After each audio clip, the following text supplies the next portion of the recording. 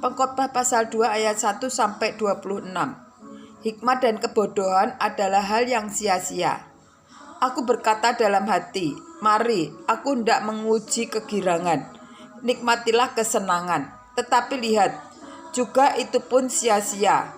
Tentang tertawa aku berkata, itu bodoh. Dan mengenai kegirangan, apa gunanya? Aku menyelidiki diriku dengan menyegarkan tubuhku dengan anggur, sedang akal budiku tetap memimpin kepada hikmat.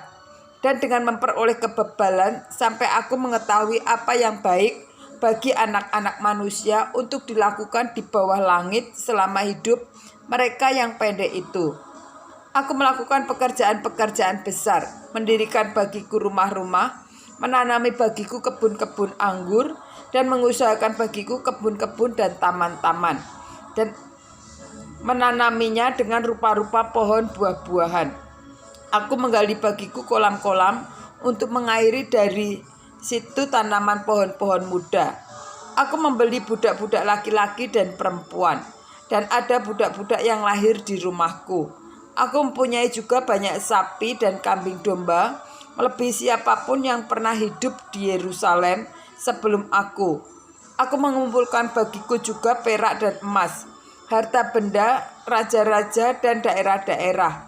Aku mencari bagiku biduan-biduan dan biduanita, dan yang menyenangkan anak-anak manusia, yakni banyak gundik.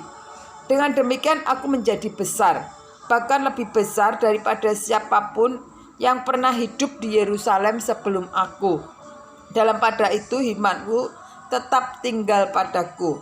Aku tidak merintangi mataku dari apapun yang dikehendakinya, dan aku tidak menahan hatiku dari sukacita apapun.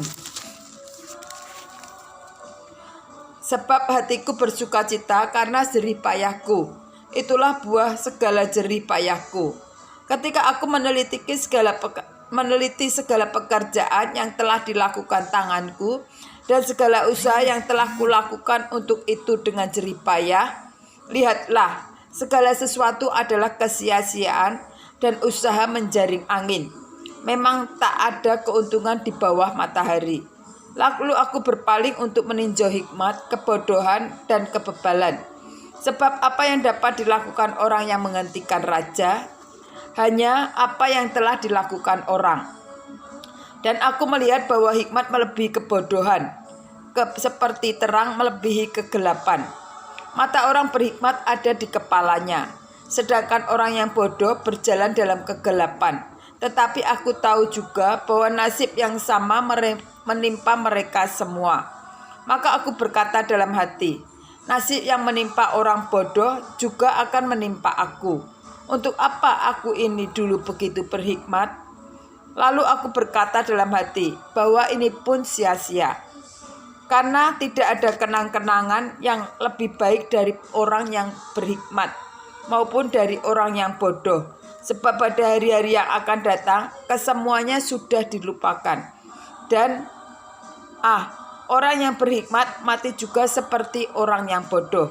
Oleh sebab itu aku membenci hidup, sebab aku menganggap menyusahkan apa yang dilakukan di bawah matahari. Sebab segala sesuatu adalah kesia-siaan dan usaha menjaring angin.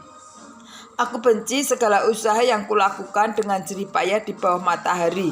Sebab aku harus meninggalkan kepada orang yang datang sesudah aku. Dan siapakah yang mengetahui apakah orang itu berhikmat atau bodoh? Meskipun demikian, ia akan berkuasa atas segala usaha yang kulakukan di bawah matahari dengan jerih payah dan dengan mempergunakan hikmat. Ini pun sia-sia. Dengan demikian aku mulai putus asa terhadap segala usaha yang kulakukan dengan jerih payah di bawah matahari.